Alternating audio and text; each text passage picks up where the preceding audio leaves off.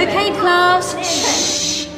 I'm giving each group of you a different era of history to research. And the question is, what impact did your era have on the modern world?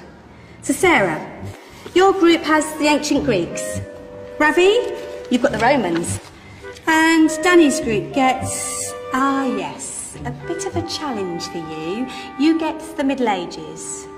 Some even call it the Dark Ages. Boring.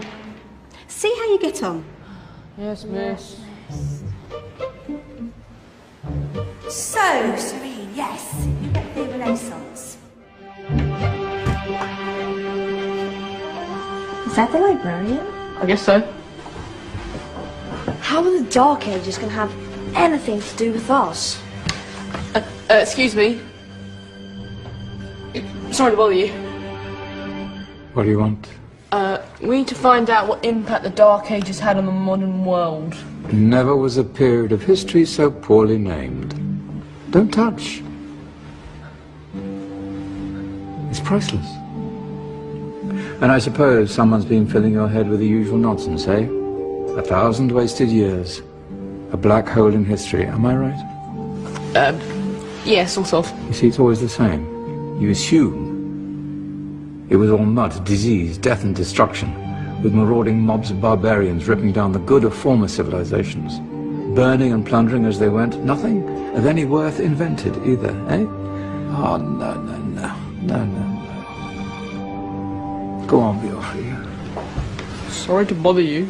Come on, it's probably not worth it. Everyone knows that the Greeks and Romans invented everything anyway. Oh, did they now? And you're sure about that, are you? You know, I might just have something for you. You seem to be up for the task. I suppose I could. Follow me. I've got just the book for you.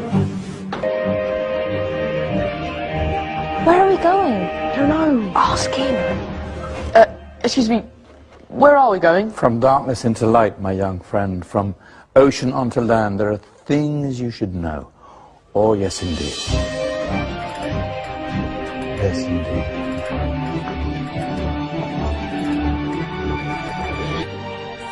Now, take a look. If you dare.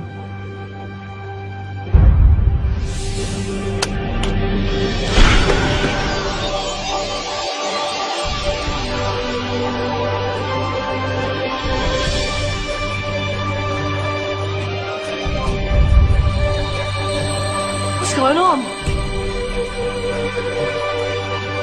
Welcome to the Dark Ages, or as it should be known, the Golden Ages.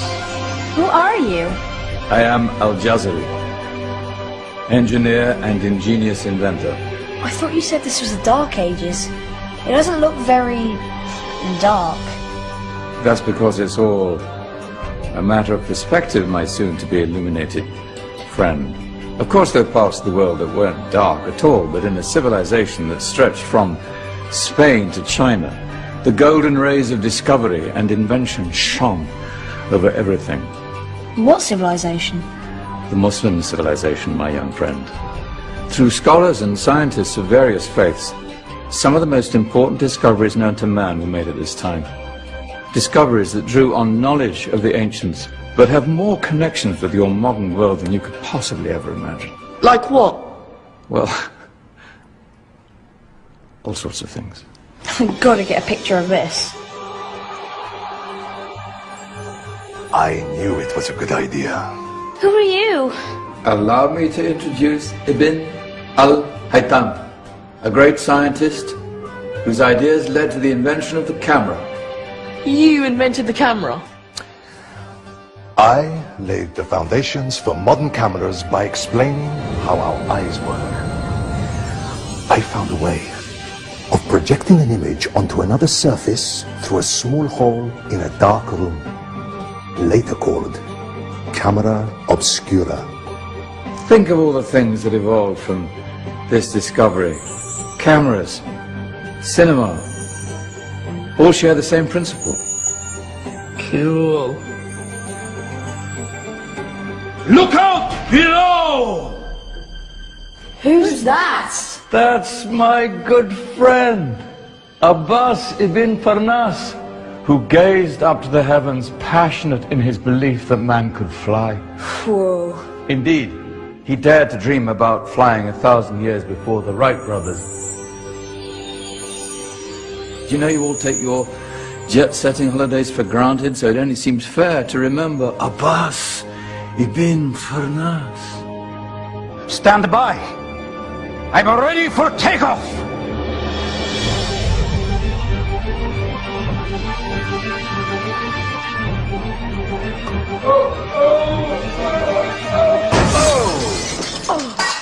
He did forget one thing, though. A tail, useful for landing. My back. Is there a doctor in the house? Did someone call? Ah, my old friend, why don't you introduce yourself to my young guests? I am Abul Qasim al-Zahrawi. Many call me the father of surgery. Did you actually do surgery back then? Of course we did. In fact, many of the surgical tools that I invented are still used in your modern hospitals. Excuse me, the patient needs my attention. Scalpel? I think I may need some stitches. In that case, I'll use catgut. Catgut? From the gut of animals. Perfect for stitching up internal wounds. Your surgeons are still using it today. Sorry, mustache.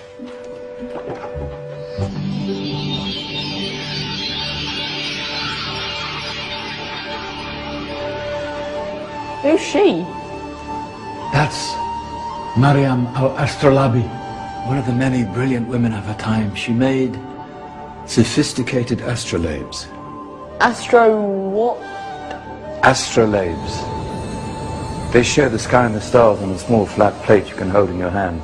Think of them as ancient calculating or timekeeping devices. Today you have your watch, your compass, satellite navigation, helping people and explorers travel the world. Science at its brilliant best. And all these things were developed during the Golden Ages. And that's just the tip of the iceberg. There were thousands of other inventions covering all areas of life, and in the years that followed, their influence spread across the whole of medieval Europe. So you see, it wasn't so dark after all. What about you? Me? What did you invent? Well, I don't want to be big-headed, but I made some groundbreaking advances in engineering. I suppose my most significant discovery converted rotary motion into linear motion using a crank and connecting rod. It's essential in pumps and engines. In fact, I've no idea how the Industrial Revolution could have happened hundreds of years later without such a device. Not that I ever get the credit I deserve. But my crowning glory was my amazing time-telling machine, my legendary elephant clock.